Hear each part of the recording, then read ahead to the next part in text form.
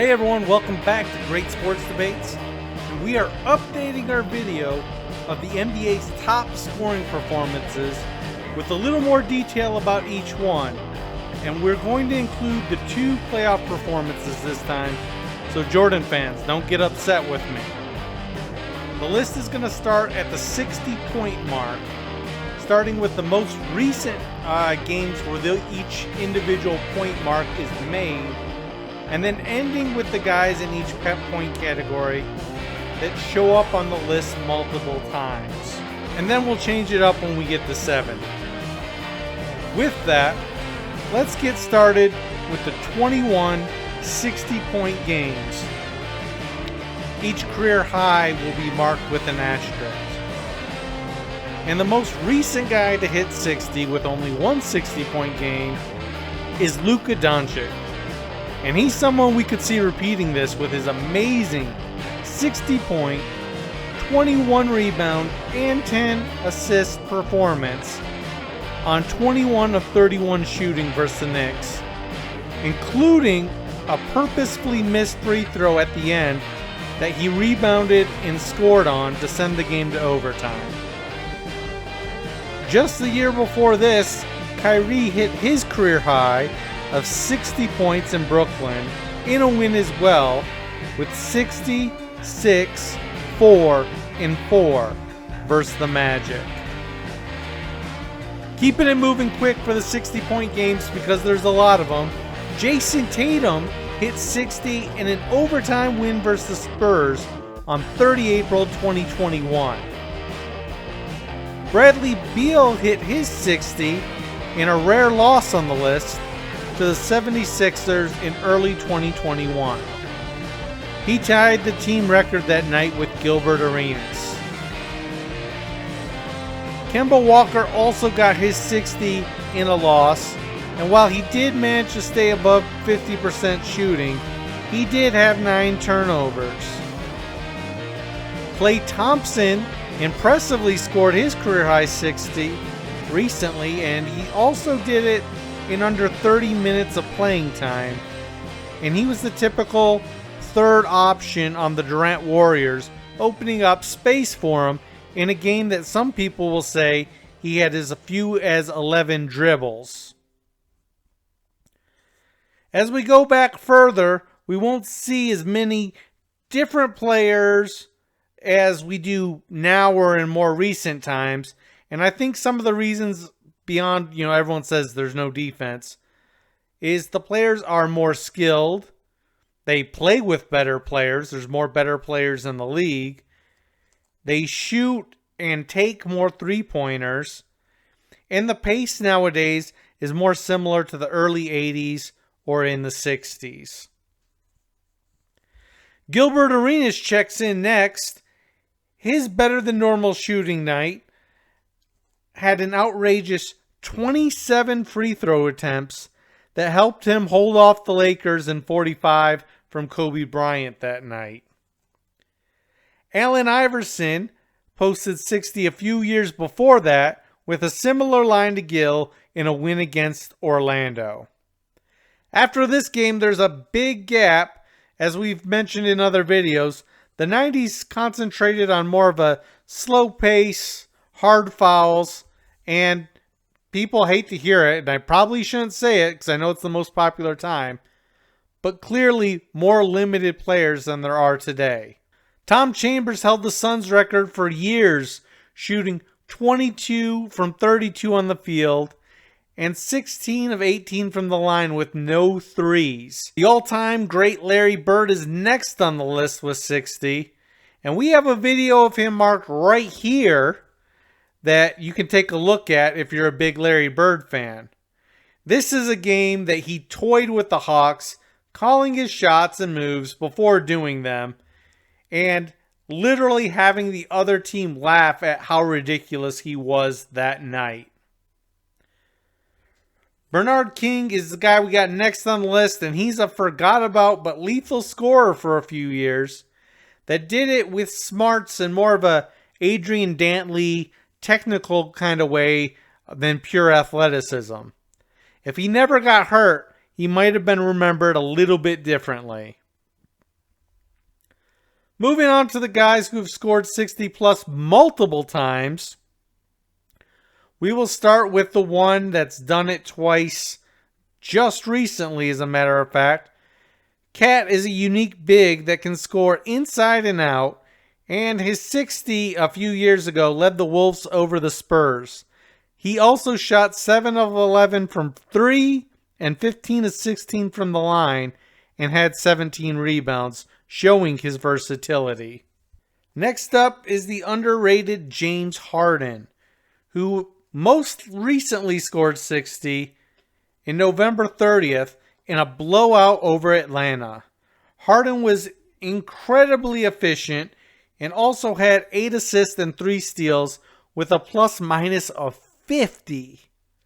Harden also scored 60 in a win over Orlando, adding in 10 rebounds, 11 assists, and 4 steals. Dame Lillard scored exactly 60 more recently than anyone on this list, doing so last year.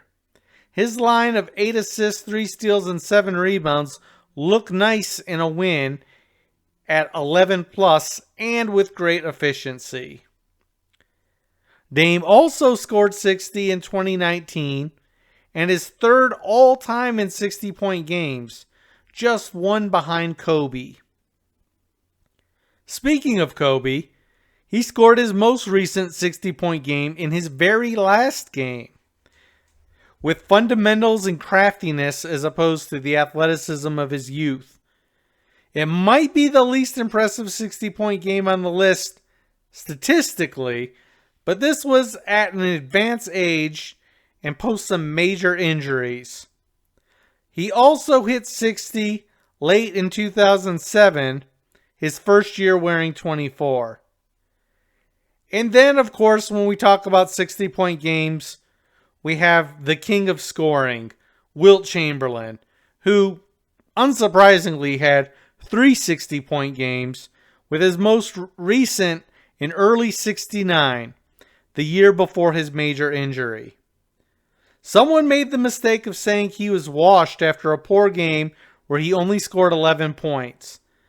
He responded with a blowout win, shooting over 61% and collecting 21 rebounds. He also scored 60 twice in his famous 61-62 season when he was at the peak of his powers. Moving on to 61 points, this is going to be the last long list with 18 occurrences by 10 players.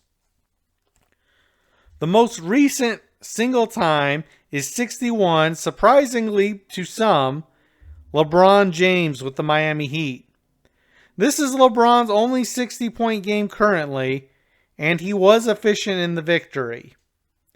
Another one that might surprise some people is Shaquille O'Neal, having only one 60-point game, and it was in his best season, on his birthday, and versus a weak Clippers team. Shaq was ultra efficient, take a look at the box score, and had 23 rebounds. After that game, we have to go back 10 years to Karl Malone dropping 61 points on 21 of 26 shooting and 19 of 23 from the free throw line, and just throw in 18 rebounds in a blowout win over the Bucks. People forget how good some of these guys were. And then going way back, we're talking George Mikan. And I know I didn't see him. I know most of you didn't see him. When you look at his numbers, they really don't look great. If you start digging and doing research on things and looking at stuff, it's really impressive of his win shares and his PER and his other metrics that are far above the other players in the league. So when you compare him to his peers by that metric, you might consider him the most dominant player of all time. I wouldn't, but that would be the case.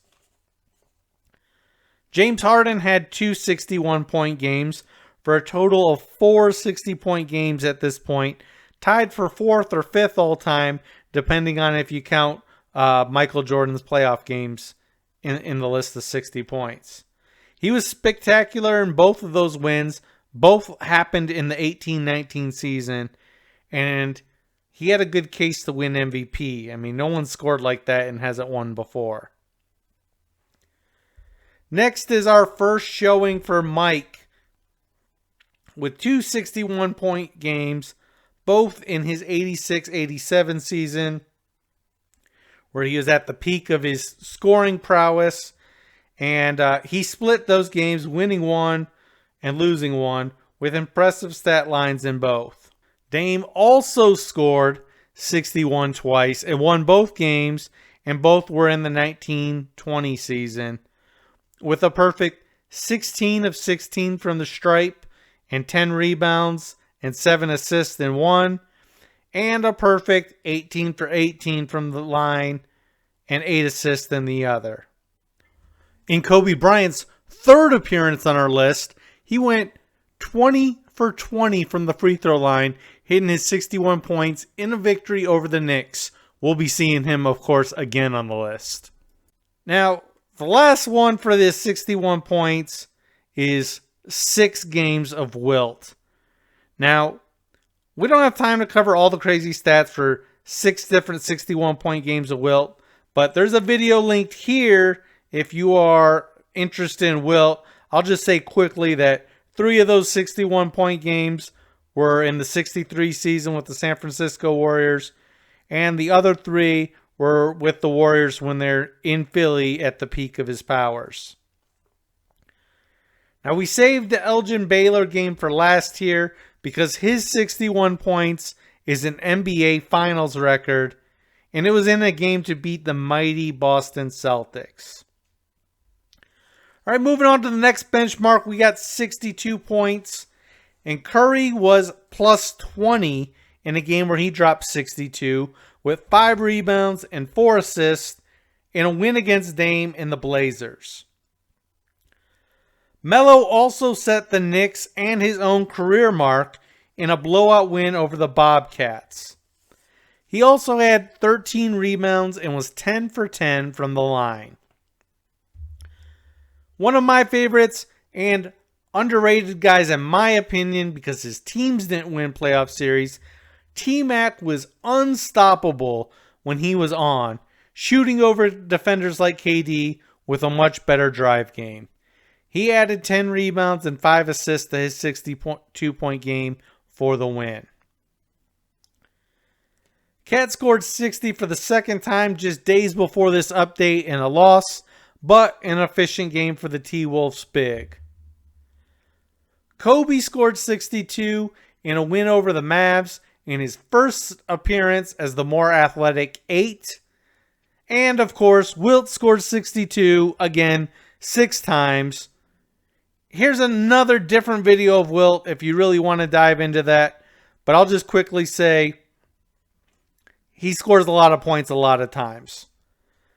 Moving on to 63 points. 63 was scored 7 times by 6 players. Starting with George Gervin in the 70s. He didn't have the winning teams, but he was a high volume, very efficient guard that, in my opinion, is overlooked in the top shooting guard list. Another guy that gets overlooked on the shooting guard list, who I think you could argue as high as number 2, is Jerry West, who scored his career best 63 in a win over the Knicks. In that same season, Elgin Baylor also scored 63 points for the Lakers. This time they beat the Warriors in overtime. Fun fact, despite scoring 63 and having 31 rebounds, another player in that same game had more points and more rebounds on better efficiency. It's pretty obvious, but I'll let you guess that in the comment section. Joe Fultz also scored 63 points way back in the 48-49 season, which was the record for many years. Wilt Chamberlain scored 63 twice, no surprise, both times for the San Francisco Warriors. And finally, MJ scored 63 points in the playoffs, still a record today, and was player of the game despite losing to Boston. If you're one of those big MJ fans, but you didn't really watch MJ, that's a good game to go back and watch, because if you really were invested in the NBA at that time, the Celtics were a pretty loaded team, and they concentrated all their efforts on MJ, and he really did everything he could to pull that team up. It kind of reminds me how I imagine Wilt played with some of these teams in the early 60s when his teammates were shooting like 30% and shooting him in the foot. As we get to 64 points, we're now getting in that rarefied air, and these guys are tied for 27th place all time. Giannis hit 64 just over a month ago and was ultra efficient, shooting 20 of 28, grabbing 14 rebounds with 3 assists and 4 steals at a plus 29. The overlooked Rick Barry from the 70s also hit a career high, 64, in a win over the Blazers in the 73-74 season. No surprise, MJ hits the list again with 64, and the only loss in the 64-point group to an Orlando team, fun fact, that had Shaquille O'Neal as a rookie, who scored 29 points very efficiently with 24 rebounds and 5 blocks. And also no surprise, Elgin Baylor also scored 64, which was the NBA record in 1959, until he broke his own record the next year. The rest should go quick, with 2 players scoring 65 points, 4 times total. Kobe Bryant scored 65 to beat the Blazers in overtime.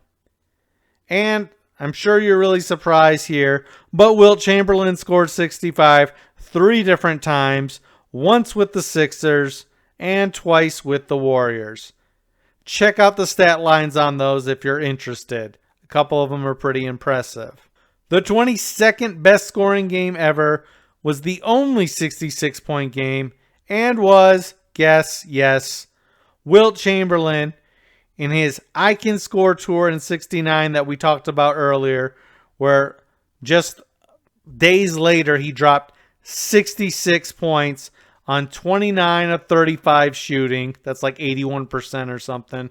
27 rebounds, 4 assists, and who knows how many untracked blocks and steals. Moving on to the 67-point mark, it's happened 4 times, and all 4 times were by Wilt Chamberlain, claiming spots 18 through 21. No need to go into further depth on that. At 68 points, we have 2 games. Pete Maravich dropped his career high, 68 points, on 25 February 1977, blowing out the Knicks. And, of course, Wilt Chamberlain set the 76ers scoring mark at 68 until recently in a beatdown against the Bulls.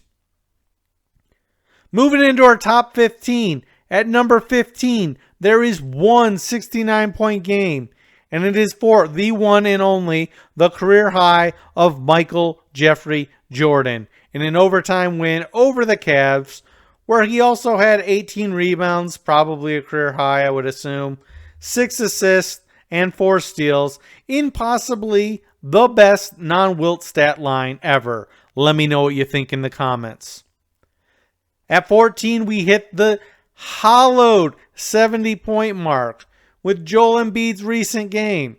It's all over the place, as it should be. It's his only 60-point game with his previous high of 59.